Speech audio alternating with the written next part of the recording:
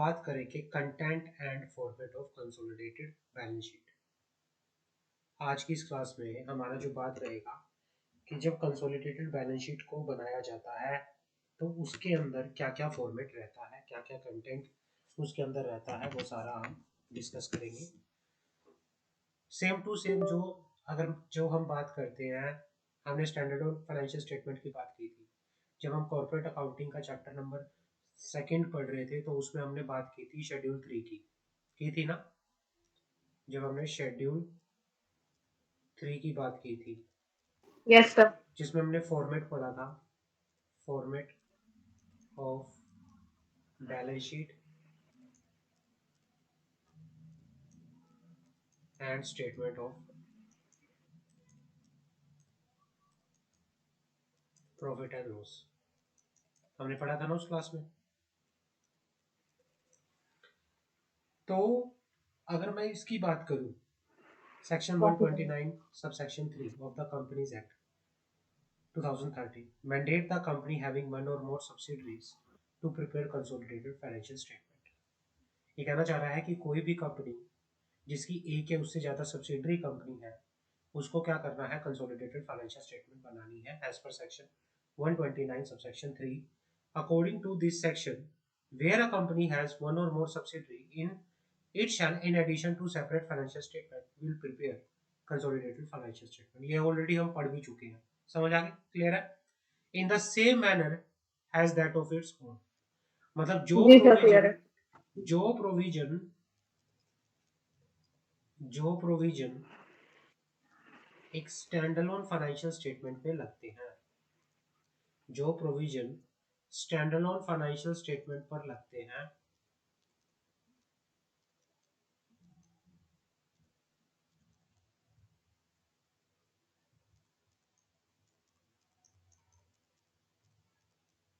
Same provision but consolidated financial statement पे भी लगेंगे, क्लियर है।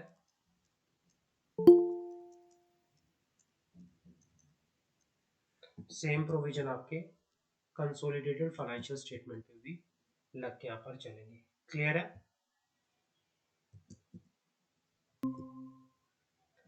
अब जब हम प्रिपेयर करेंगे कंसोलिडेटेड फाइनेंशियल स्टेटमेंट को, कंसोलिडेटेड फाइनेंशियल स्टेटमेंट के साथ क्या क्या और चीजें अटैच होंगी वो आपको ध्यान रखते हैं। पहला तो इसने बोल दिया कि सेम टू सेम प्रोविजन जो एक स्टैंडअलोन फाइनेंशियल स्टेटमेंट पे लगते हैं, सेम टू सेम फॉर्मेट जो स्टैंडअलोन फाइनेंशियल स्टेटमेंट का होता है, जो हमने कॉर्पोरेट अकाउंटिंग के चैप्टर नंबर 2 के अंदर पढ़ा था जब हम फाइनेंशियल स्टेटमेंट के बारे में बात कर रहे थे। सेम टू सेम सारे provision same to same consolidated पे भी लगेंगे। साथ ही साथ point number 2, consolidated financial statement are intended to show the financial position of group as a whole। जो कंसोलिडेटेड फाइनेंशियल स्टेटमेंट होती है वो एक ग्रुप की, पूरे ग्रुप की, एक कंपनी की नहीं, एक पूरे ग्रुप की क्या करती है, फाइनेंशियल पोजीशन को शो करती है। कंसोलिडेशन बैलेंस शीट जो होती है वो क्या करती है, डिपिक्ट करती है the financial position of the company, sorry financial position of a group, group की, पूरा ग्रुप किस तरह से, उसकी फाइनेंशियल पोजीशन क्या है, उसका बिजनेस किस तरह से चल रहा है, तो ये सारे का सारा कंसोलिडेशन फाइनेंशियल स्टेटमेंट से ही देता है। हम फाइनेंशियल स्टेटमेंट के साथ अटैच करेंगे, इसमें क्या होता है, फाइनेंशियल स्टेटमेंट तो बनती है, साथ ही साथ फाइनेंशियल स्टेटमेंट के साथ एक अलग से सेपरेट स्टेटमेंट जो होती है अटैच होती है, अलग से सेपरेट स्टेटमेंट जो होती है अटैच होती है, जो क्या करेगी, कंटेन करेगी, containing the salient features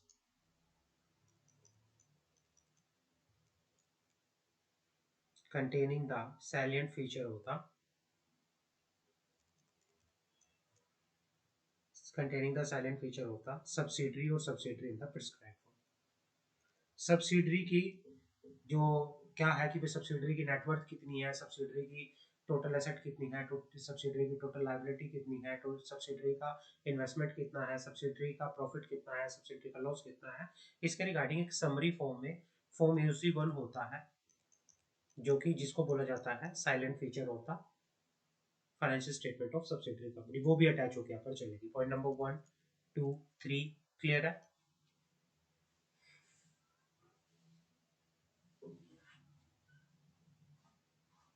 Yes, sir. ठीक है। The Schedule 3 of the Companies Act 2030 provides certain general instruction for preparation of the consolidated financial statement. कुछ इंस्ट्रक्शन आपको बताई गई हैं, आपको वो इंस्ट्रक्शन फॉलो करनी है। बाकी सारे का सारा मतलब मेनली प्रोविजन, अगर मैं बात करूं 99.9% प्रोविजन जो है वो सेम टू सेम एप्लीकेबल होंगे, जो एक फाइनेंशियल स्टेटमेंट, एक स्टैंडअलोन फाइनेंशियल स्टेटमेंट पर एप्लीकेबल होते हैं। बस उसमें कुछ एडिशनल कुछ चीजें होती हैं जो उनको ध्यान रखना है।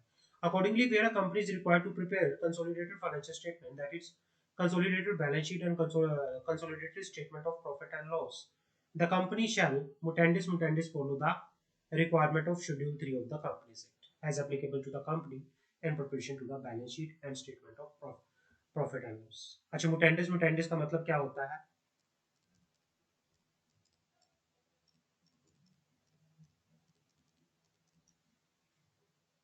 mutandis का मतलब क्या होता है? Same to same. Same to same.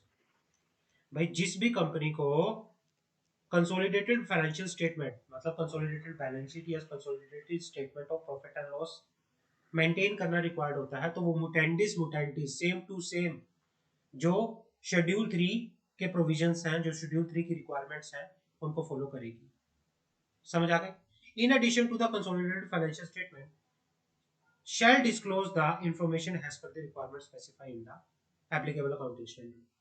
Schedule 3 तो देखो वो फॉलो करेगी, उसके एडिशन कुछ और भी चीजें होती हैं जो कंपनी को फॉलो करनी है। पहला, profit and loss attribute to minority interest, कि भाई माइनॉरिटी इंटरेस्ट का कितना शेयर है कंपनी के प्रॉफिट के अंदर, माइनॉरिटी इंटरेस्ट का कितना शेयर है, and owner of the parent in the statement of the profit and loss shall be presented as allocation for the period.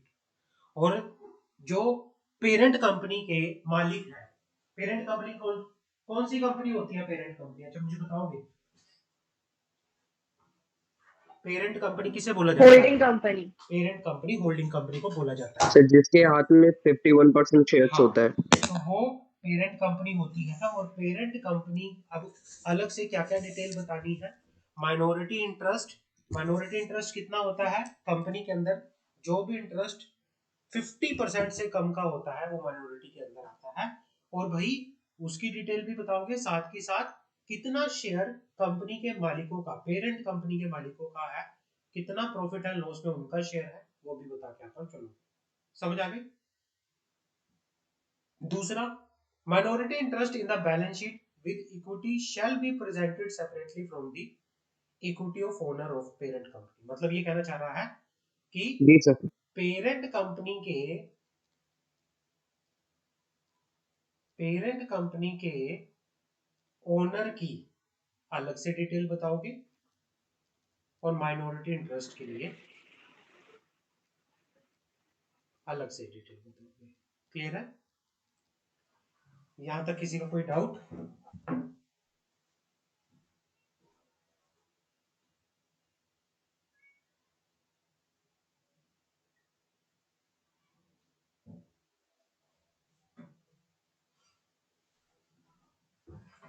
आगे बढ़े?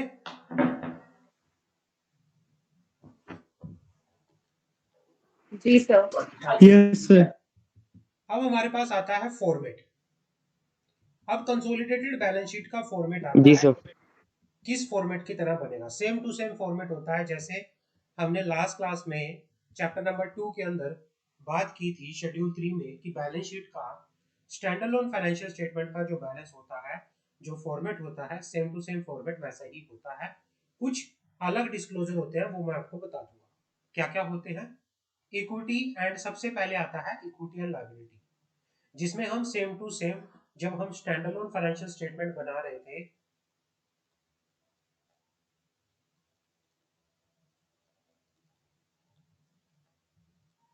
जो स्टैंडअलोन फाइनेंशियल स्टेटमेंट शेड्यूल 3 के अकॉर्डिंगली बना रहे थे वो सेम टू सेम है, आपको लगेगा भी। सबसे पहले आता है इक्विटी और लायबिलिटी। इक्विटी और लायबिलिटी में सबसे पहले आएगा share holder fund. Share holder fund में कौन कौन से हेड आते हैं हमें पता है। सबसे पहले शेयर होल्डिंग, होल्डिंग कंपनी की शेयर होल्डिंग क्या है वो आएगा। रिजर्व एंड सरप्लस क्या है वो आएगा। जनरल रिजर्व क्या है वो आएगा। कैपिटल रिजर्व क्या है वो आएगा। ये किसकी बात कर रहा है, ये होल्डिंग कंपनी की।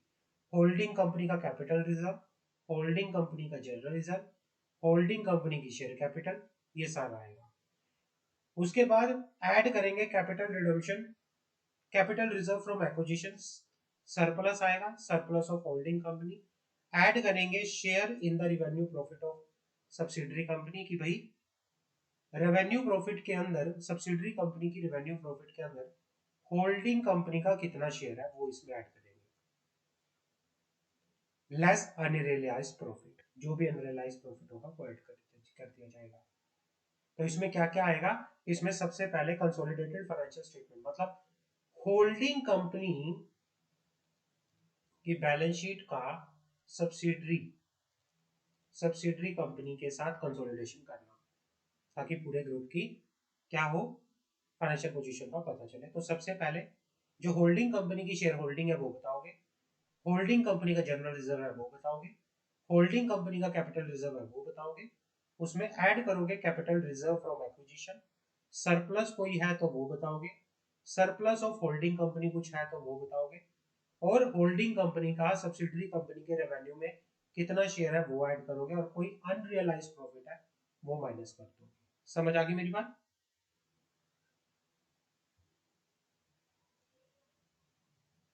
पॉइंट नंबर 1 क्लियर है।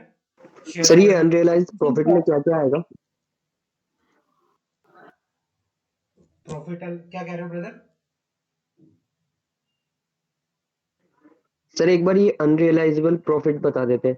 अनरियलाइज प्रॉफिट का मतलब होता है ब्रदर की प्रॉफिट जो आपका रियलाइज ही नहीं कर पाए आप, मतलब एक लॉस प्रॉफिट की तरह कह लो जिसको, एक तरह से कि भाई डिविडेंड नहीं मिल पाया आपको, आपका प्रॉफिट लॉस हो गया, मतलब वो अनरियलाइज उसका नहीं हो पाया, वो आपसे कोई था।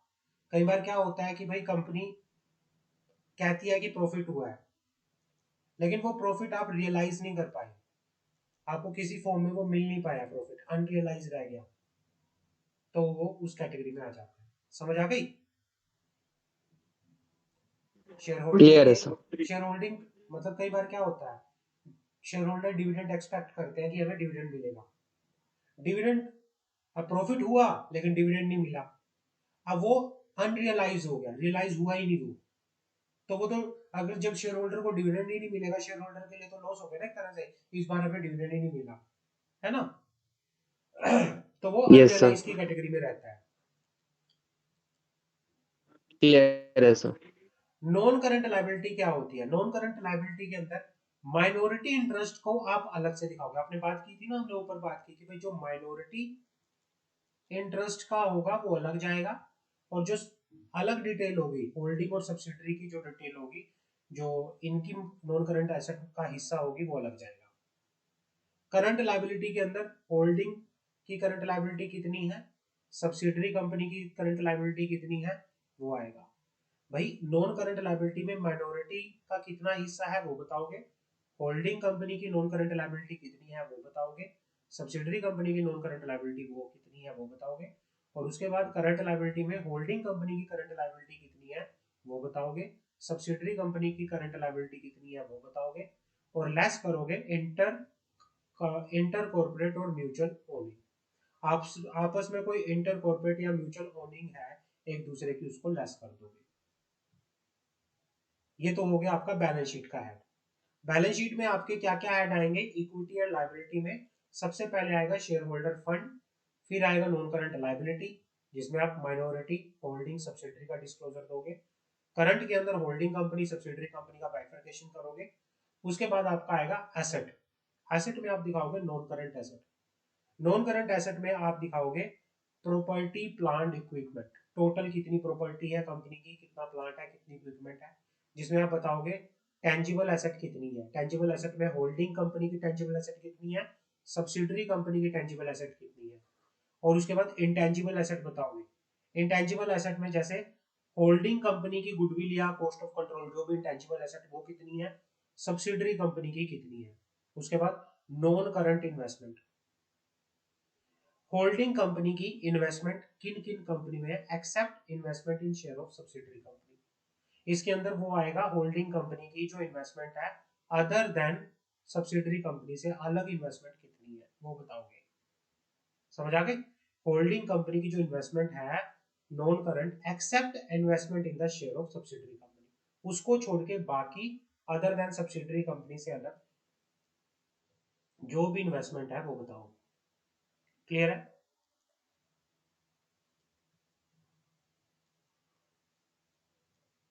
Any doubt? जी sir.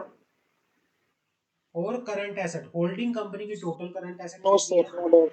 Subsidiary company current asset कितनी है, और इंटर कंपनी और म्यूचुअल ओनिंग कितनी है, आप सारा बता के चलोगे। तो बेसिकली क्या है, कंसोलिडेशन करना होता है। कंसोलिडेशन के अंदर सेम वही प्रोविजन लगते हैं, बस इसमें आपको टोटल करना होता है कि भाई आपका शेयर होल्डिंग टोटल कितनी है वो बताओगे, टोटल करंट एसेट कितनी है, टोटल करंट लायबिलिटी कितनी है जिसमें होल्डिंग सब्सिडरी का बाइफरकेशन करके बताओगे, टोटल आपका नॉन करंट लायबिलिटी कितनी है, करंट लायबिलिटी कितनी है, उन सब का टोटल करके आप बाइफरकेशन करके बताओगे। समझ आ गई मेरी बात? Any doubt?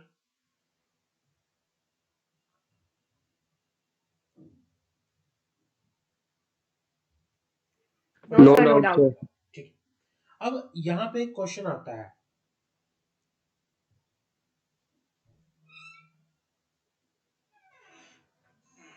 यहां पे एक क्वेश्चन आता है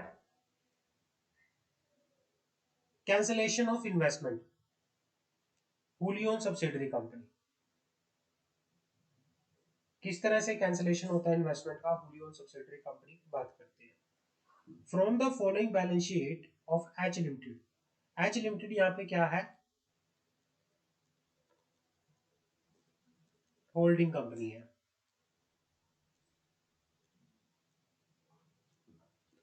and S limited subsidiary company है।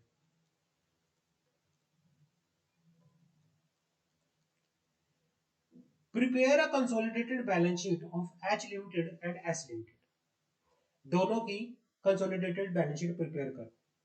अब जब कंसोलिडेटेड बैलेंस शीट प्रिपेयर करोगे, इन्होंने बाइफरकेशन दे रखा है, जो होल्डिंग कंपनी की इक्विटी एंड लायबिलिटी है वो है 5 लाख और सब्सिडरी की है 2 लाख। शेयर कैपिटल जो होल्डिंग कंपनी की है वो है 1 लाख और सब्सिडरी कंपनी की है 25,000। समझ आ गए? टोटल हमारे पास इसका ये है। उसके बाद जो एसेट है, सन्ड्री एसेट्स, वो कितने की है, 4 लाख की। होल्डिंग कंपनी की कितने की है, 4 लाख की। सब्सिडरी कंपनी की कितने की है, 2,25,000 की। और इन्वेस्टमेंट जो है होल्डिंग कंपनी की वो कितने की है, 2 लाख की। 2 लाख की पूरी पूरी यहाँ पे इन्वेस्टमेंट है कितनी, अगर मैं बात करूं इक्विटी एंड लायबिलिटी में 2 लाख का पूरे का पूरा कितना था, मतलब 100% फुली ओन्ड सब्सिडरी है। जो इन्वेस्टमेंट है वो पूरी की पूरी किसकी है, पूरी की पूरी आपकी एच लिमिटेड की है। मान लो एस यहाँ पे क्या है, fully owned subsidiary company. Notes यहाँ पे सॉल्यूशन आपको बताना है।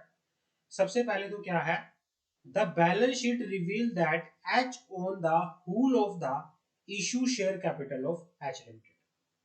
आपको ये बताना है कि किस तरह से क्या रहेगा, उस तरह से आपको इसका पूरा बताना है। नोट सबसे पहले कहता है कि भाई बैलेंस शीट से हमें ये पता चलता है, ये इक्विटी बता रखी है 2 लाख पूरी की पूरी, कि भाई जो इक्विटी है वो सारी की सारी किसने होल्ड कर रखी है, एच ने। यहाँ पे लिखा हुआ ना इन्वेस्टमेंट 2 लाख की, तो ये सारी की सारी क्या है, एच लिमिटेड इज द, जो पूरी की पूरी 100% ओन करती है किस पे, एस लिमिटेड पे। हम कहेंगे एस लिमिटेड क्या है, फुली ओन सब्सिडरी कंपनी है। समझ आ गया पहला point?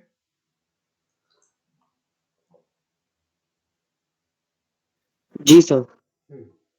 Yes sir. The balance sheet of the H Limited reveal that investment in the share of S Limited, the amount is equal to nominal value of the issue share capital of S Limited। ये कहना चाह रहा है कि balance sheet से हमें ये भी पता चलता है कि भाई जो इन्वेस्टमेंट है इन the share of H limited, जो एच लिमिटेड की इन्वेस्टमेंट है वो किसके बराबर है, nominal value of the share capital of the H limited. ये कहना चाह रहा है कि जो ये बता रखा है, ये जो ये 2 लाख की इन्वेस्टमेंट है वो किसके बराबर है, इक्विटी के बराबर है, 2 लाख की इक्विटी जो है उसके बराबर है। These two amount represent the same transaction but different in nature. Issue capital of S and investment held by H. मतलब दो अमाउंट आप सेम कह सकते हो, दोनों में दो अमाउंट सेम है, लेकिन इसमें जो एच लिमिटेड के लिए तो हम इसको इन्वेस्टमेंट कहेंगे और एस लिमिटेड के लिए ये इशूड शेयर कैपिटल है, इशूड शेयर कैपिटल है।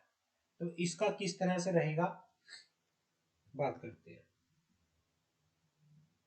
एक मिनट। सर ये सब्सिडरी कंपनी के लिए लाइबिलिटी हुआ ना 2 लाख की? That's not liability, that's share holding, ये शेयर होल्डर में आता है। इक्विटी एंड लायबिलिटी इकट्ठा लिखते हैं ना बैलेंस शीट के अंदर। जी सर।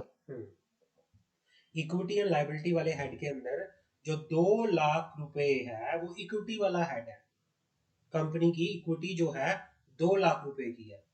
क्लियर है, समझ आ गई मेरी बात? आगे सर।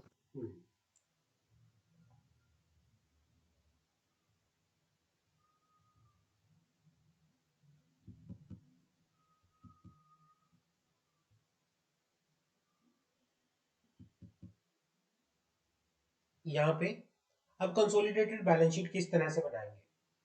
कंसोलिडेटेड बैलेंस शीट बनाने के लिए बच्चों आपको कुछ नहीं करना, मैंने आपको पहले भी बोला था, अगर आपको फॉर्मेट याद है ना, बिल्कुल फॉर्मेट, आपको कुछ नहीं करना, पहले तो फॉर्मेट बना लेना पूरा।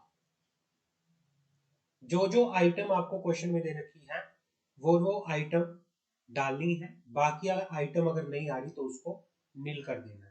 समझ आ गई मेरी बात? मैंने आपको चैप्टर नंबर 2 में भी बताया था, अगर आपने फॉर्मेट को फॉलो किया, जो हमने ऊपर इस फॉर्मेट की बात की है ना, इस वाले की, ये आपको बिल्कुल लर्न कर लेना है, बिल्कुल लर्न कर लेना है। अगर आपने ये फॉर्मेट याद कर लिया, इस फॉर्मेट के हिसाब से चले, क्वेश्चन अगर आया आपको तो बस देख के फिगर डालनी है, और जो फिगर दे रखी है वो डाल दोगे, बाकी फिगर्स को वो कर दोगे, जीरो कर दोगे, नील कर दोगे, और जो भी चीजें आएंगी वो आपका सॉल्यूशन होगा। समझ आ गई बात? ये वाला पॉइंट हमेशा याद रखना, और जिसने ये फंडा अपना लिया उसको क्वेश्चन सर में कभी कभी एडजस्टमेंट में एक्स्ट्रा एंट्रीज भी दे रखी होती है, एक्स्ट्रा इंफॉर्मेशन भी होता है सर कभी कभी नीचे। वो एक्स्ट्रा कई बार पता है क्या होता है, फॉर्मेट पूरा पूरा होता है, एक्स्ट्रा इन्फॉर्मेशन नोट्स में आती है, आपको नोट्स भी तो बनाने पड़ेंगे ना। और जैसे इसने दिए हैं, जैसे नहीं इसने दिए हैं, ये भी तो नोट्स का इन नोट्स का ही पार्ट है, आपको नोट्स भी फॉलो करने पड़ते हैं। हो सकता है कि यहाँ पे आपको टोटल दिखाना पड़े, लेकिन इसकी वर्किंग के लिए आपको नोट्स भी देने पड़ेंगे, फिर नोट्स को रेफर करके आपको बनाना पड़ेगा। यहाँ पे करके आपको एक और डाल लेना, नोट्स टू अकाउंट्स, और यहाँ पे note number 1, note number 2, note number 3, इस तरह से। क्लियर है? Okay sir. हाँ। अब यहाँ पे क्या है, अब बनता है consolidated balance sheet of H limited and S limited on. तो सबसे पहले बात आती है, यहाँ पे हमने बात की थी कि शेयर कैपिटल आप दिखाओगे, और शेयर कैपिटल किसकी दिखाओगे, फॉर्मेट में किसकी बोला हुआ था उसने, शेयर कैपिटल, होल्डिंग कंपनी। आप शेयर कैपिटल दिखाओगे होल्डिंग कंपनी की। तो इन्होंने क्या किया है, यहाँ पे यहाँ पे इन्होंने दिखाया है equity and liability, H limited का इसमें यहाँ पे दिखा रखा है, और ये क्या है, ये आपका ये टोटल करके है, यहाँ पे ये बीच में वर्किंग का होगा, ये नोट्स का होगा, ये वर्किंग का होता है नोट का, यहाँ पे इन्होंने टोटल करके दिखा रखा है। तो इक्विटी शेयर कैपिटल आप दिखाओगे 5 लाख रुपए का, जो था एच लिमिटेड का। क्या उसके बाद आएगा हमारे पास सन्ड्री लायबिलिटी। अब सन्ड्री लायबिलिटी में आप चेक करोगे होल्डिंग कंपनी की सन्ड्री लायबिलिटी कितनी है? 1,00,000। और सब्सिडरी की कितनी है? 25,000। तो 1,25,000 टोटल सन्ड्री लायबिलिटी कंसोलिडेटेड करके यहाँ पे आ गई। ये वर्किंग का है, ये नोट्स का है, वर्किंग का है, ये इन्होंने खाली छोड़ रखा है वर्किंग का। उसके बाद आप चेक करोगे कि क्या कुछ और है, नहीं है, टोटल कर दोगे, आप टोटल कर दोगे, आपका equity and consolidated equity and liability आपका आ गया 6,25,000। यहां तक क्लियर है?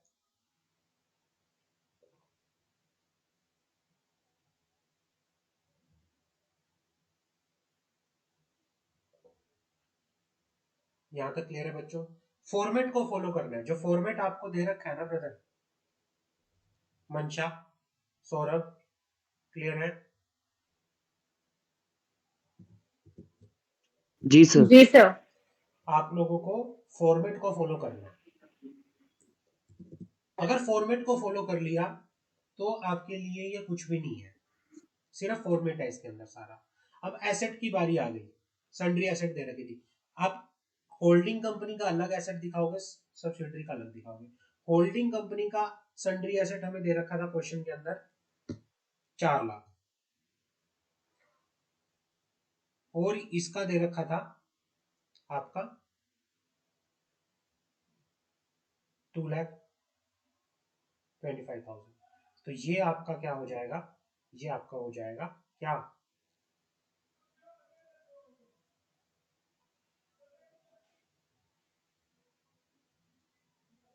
अब आप कहोगे सर कि हमने सब्सिडरी कंपनी की 2,00,000 की शेयर कैपिटल को क्यों नहीं दिखाया, और हमने होल्डिंग कंपनी की 2,00,000 की इन्वेस्टमेंट भी थी, वो क्यों नहीं दिखाई? हमेशा याद रखो ये एक दूसरे की, ये अमाउंट कुछ नहीं है, ये एक ही अमाउंट है, और ये जो क्या हो जाता है पूरा एक दूसरे से कैंसिल हो जाता है। जो 2,00,000 की इन्वेस्टमेंट आपकी है वो 2,00,000 की शेयर कैपिटल सब्सिडरी की है, तो ये क्या हो जाएगा? फुली ओन्ड सब्सिडरी कंपनी के केस में कैंसिल हो जाएगा, ये 2,00,000 कैंसिल हो जाएगा, आपको अलग से दिखाना पड़ेगा। समझ आ गई मेरी बात?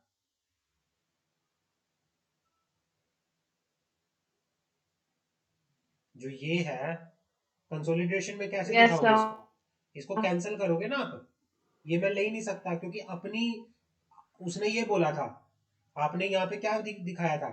आप इन्वेस्टमेंट दिखाओगे, जो आप इन्वेस्टमेंट दिखाओगे यहाँ पे, इसने बोला था जब हम फॉर्मेट पढ़ रहे थे, और जो इन्वेस्टमेंट दिखाओगे वो अदर देन सब्सिडरी कंपनी दिखानी है।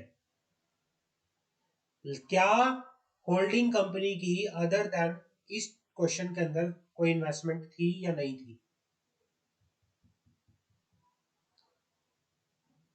नहीं थी सर। नहीं थी, तो सब्सिडरी से अलग कोई इन्वेस्टमेंट नहीं थी तो हमने नहीं दिखाई। और जो सब्सिडरी में इन्वेस्टमेंट होती है वो किससे कैंसिल हो जाती है? किससे कैंसिल हो जाती है? होल्डिंग कंपनी की इन्वेस्टमेंट जो होती है सब्सिडरी के अंदर, वो किससे कैंसिल हो जाती है?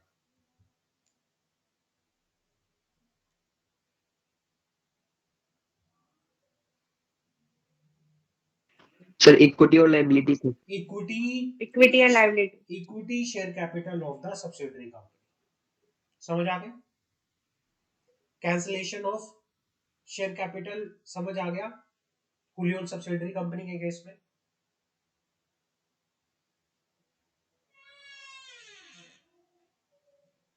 क्लियर है? कोई डाउट बच्चों?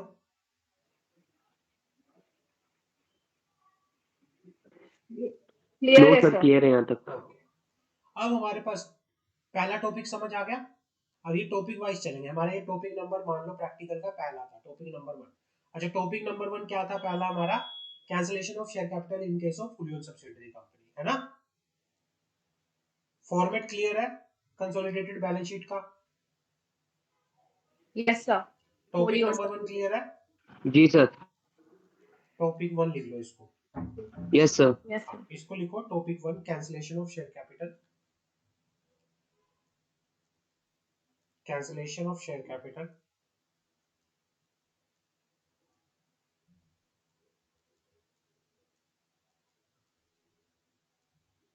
in case of wholly owned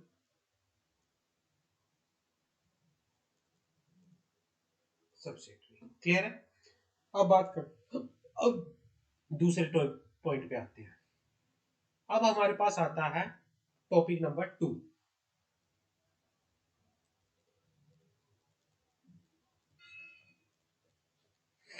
calculation of goodwill and capital profit, capital reserve.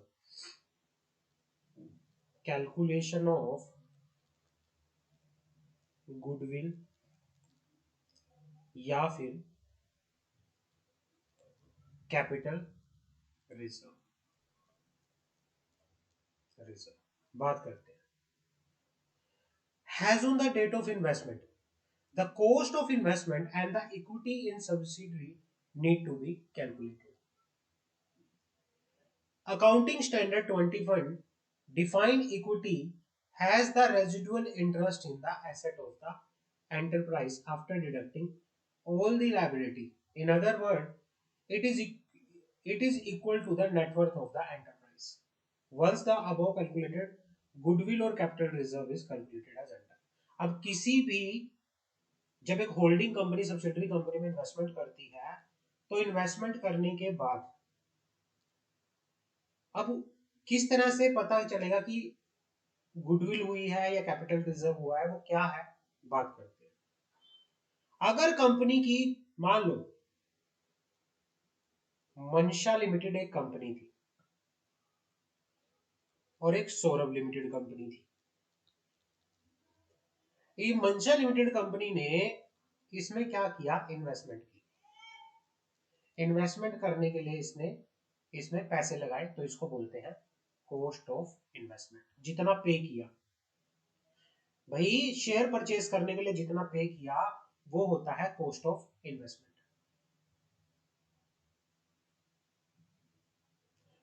अगर क्या हुआ,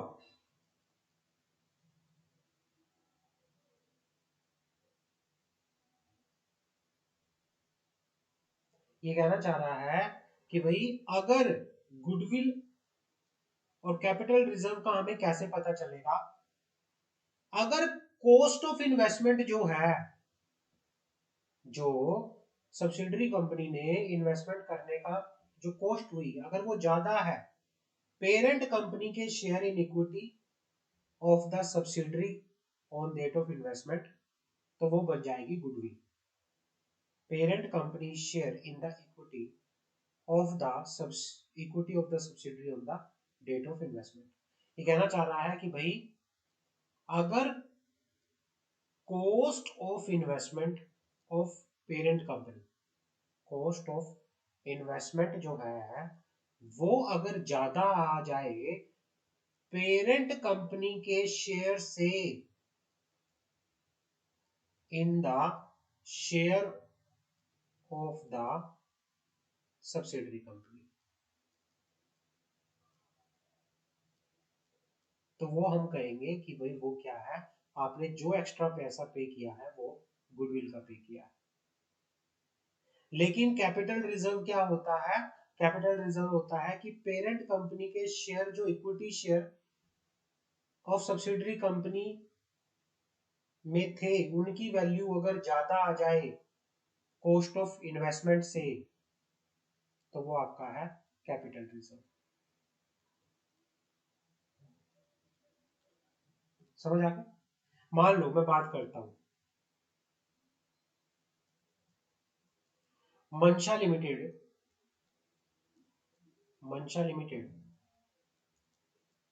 होल्डिंग कंपनी थी, सौरभ लिमिटेड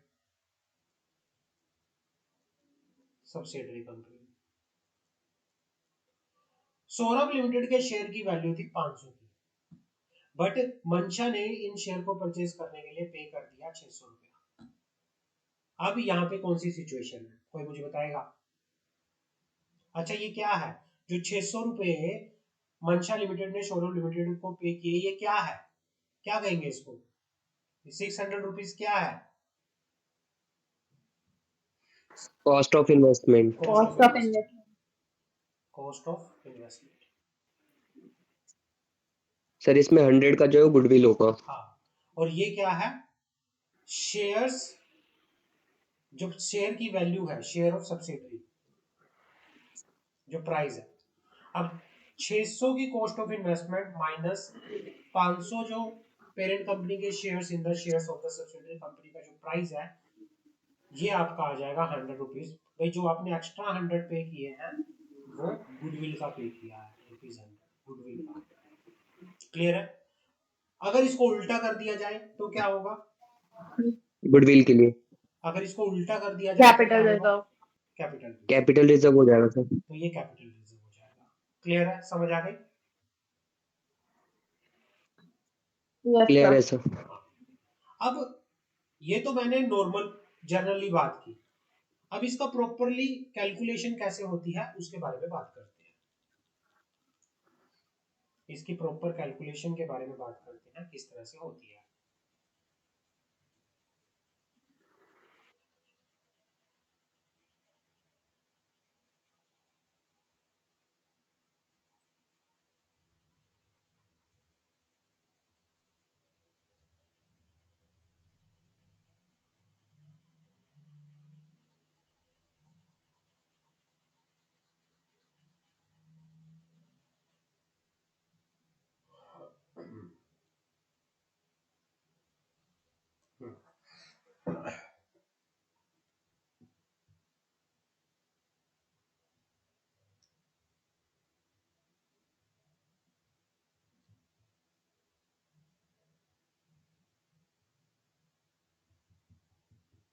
हाँ,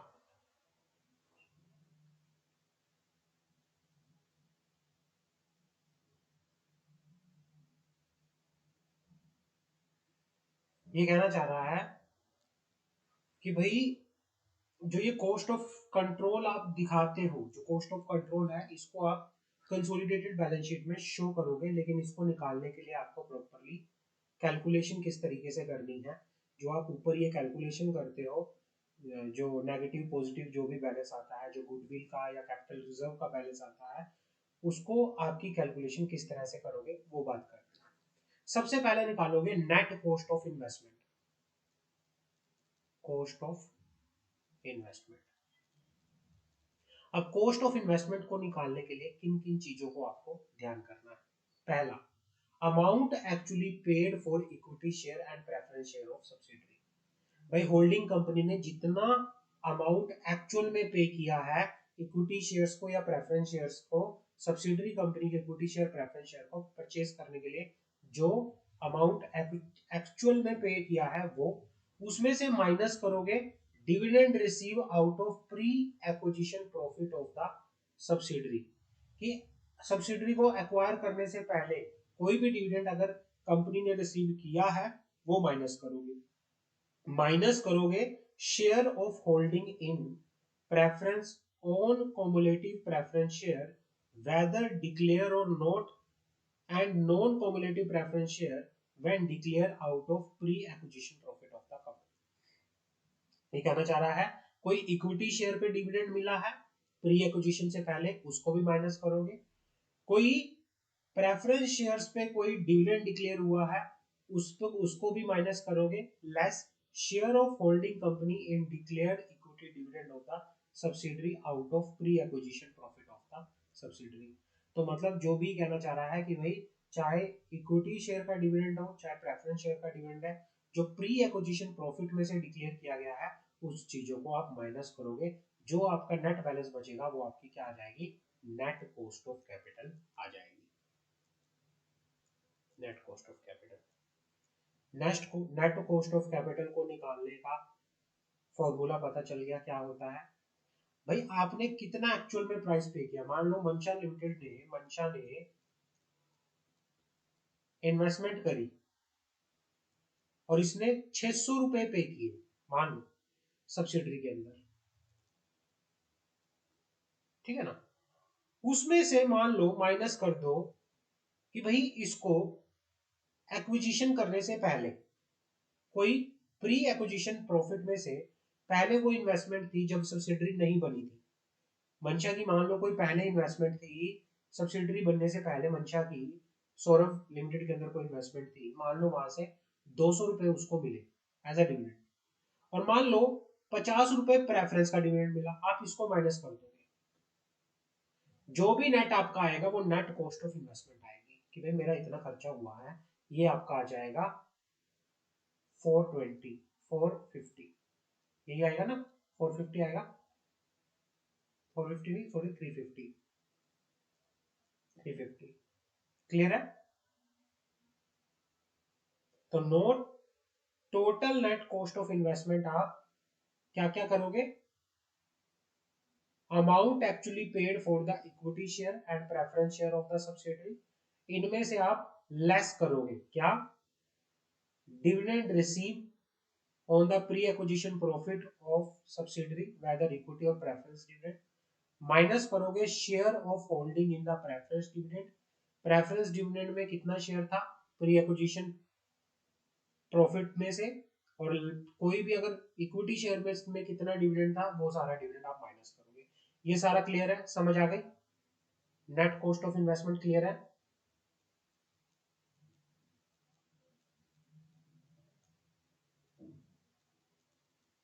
जी सर। हाँ दूसरा, Yes, sir. हाँ अब बात करेंगे कि भाई दूसरा क्या है, share of holding company in the net asset of the subsidiary company. भाई होल्डिंग कंपनी का सब्सिडरी कंपनी की नेट एसेट के अंदर कितना शेयर है,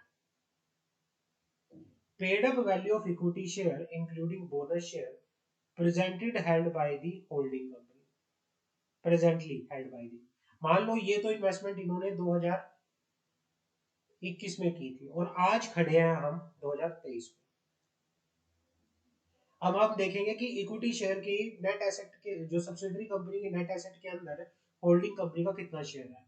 पहले तो बात करेंगे कि कंपनी की पेड अप शेयर जो इक्विटी शेयर है उसमें कितना शेयर है होल्डिंग कंपनी का, सब्सिडरी कंपनी की पेड अप इक्विटी शेयर में होल्डिंग कंपनी का कितना शेयर है।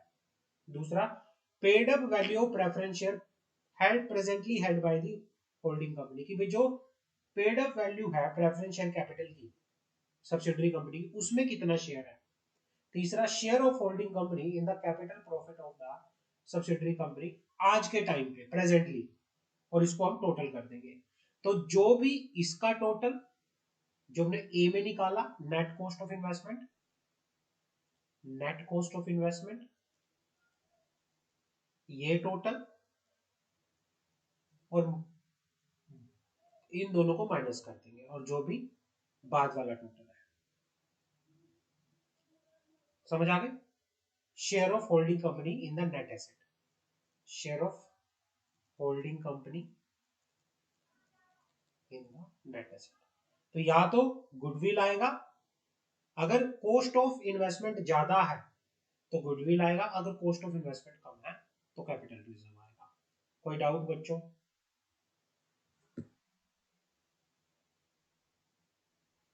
No doubt sir.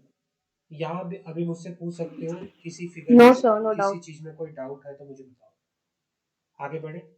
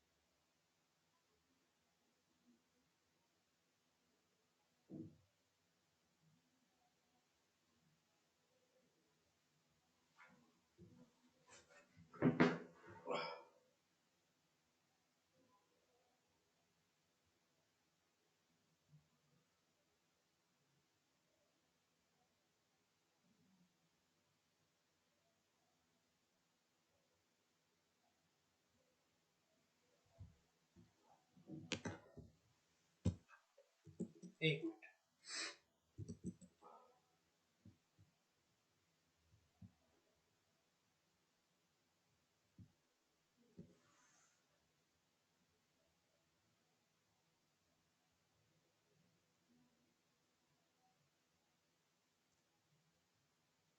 यहां तक किसी का डाउट है बच्चों तो मुझे बताओ।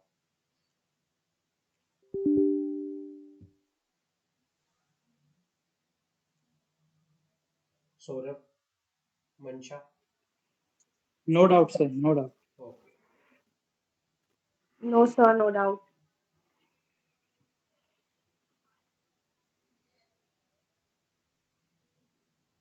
इसका इलिस्ट्रेशन करते हैं हम, इलिस्ट्रेशन करके हमें और ज़्यादा क्लियर हो जाएगा।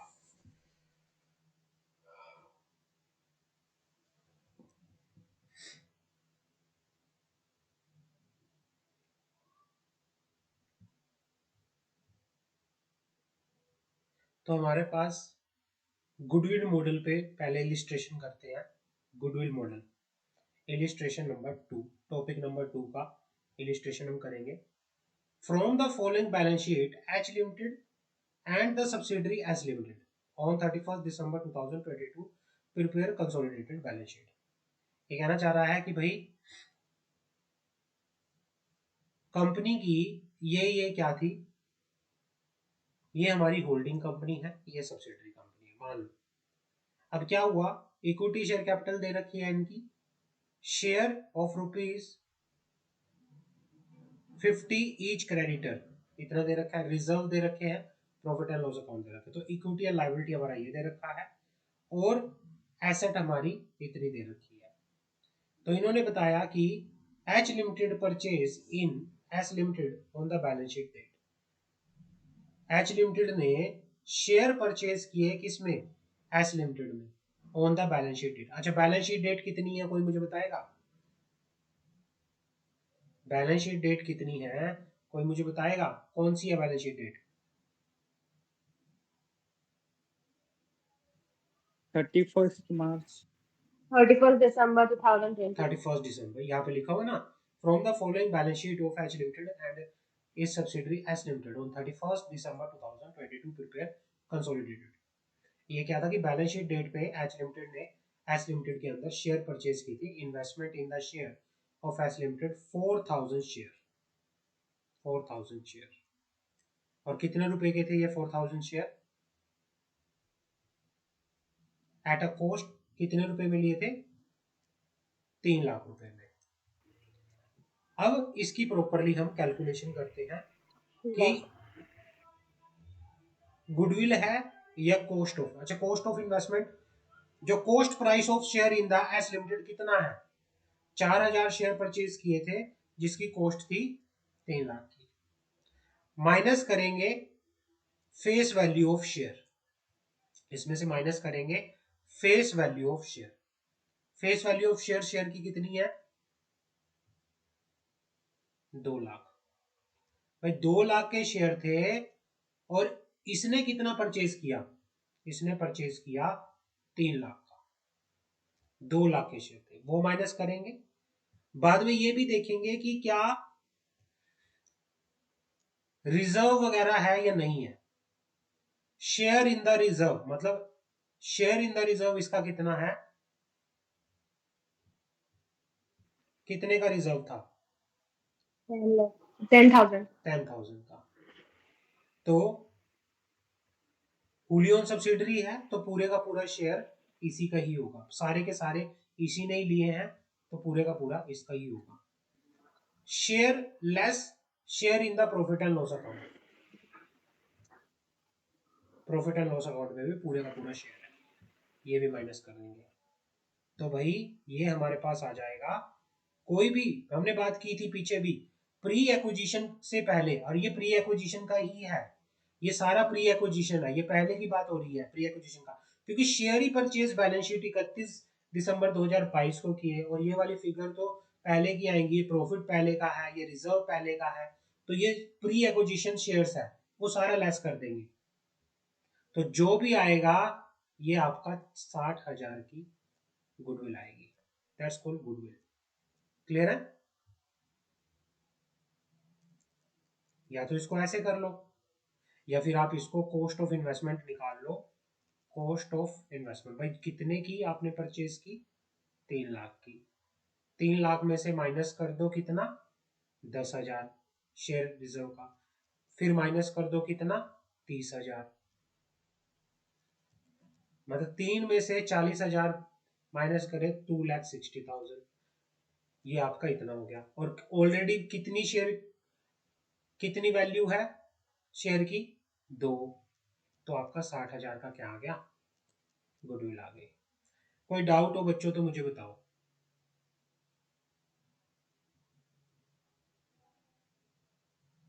आपको अगर इसने ये बोला होता, अच्छा मुझे ये बताओ, इसने बोला कि यहां पे आपको ये देखना है कि शेयर कब परचेज किए।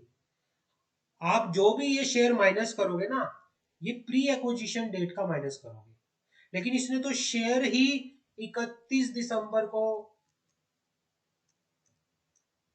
किए थे।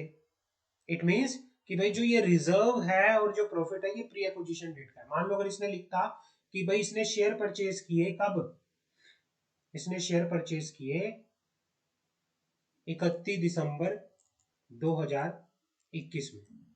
अब मुझे बताओ, क्या शेयर इन रिजर्व या शेयर इन प्रॉफिट माइनस होता या नहीं होता?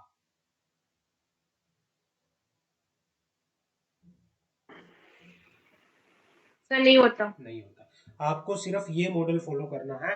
नेट कॉस्ट ऑफ इन्वेस्टमेंट किस तरह से आपको निकालनी है। नेट कॉस्ट ऑफ इन्वेस्टमेंट निकालने के लिए आपको जो भी अमाउंट एक्चुअली पेड किया हुआ है उसमें से लेस करोगे share in the pre acquisition profit, share in the pre acquisition जो भी कोई रिजर्व है, डिविडेंड है, कुछ भी था उसको प्री एक्विजिशन को माइनस कर दोगे। क्लियर है? समझ आ गई मेरी बात? सौरभ, मंशा, yes sir. Any doubt? Clear है सर, क्लियर है। क्लियर है? ये वाला क्वेश्चन आपका होमवर्क है। यस सर क्लियर है। यस जी सर, सर। यस। होमवर्क है, इसको आप कल फॉलो करना प्लीज, ठीक है ना?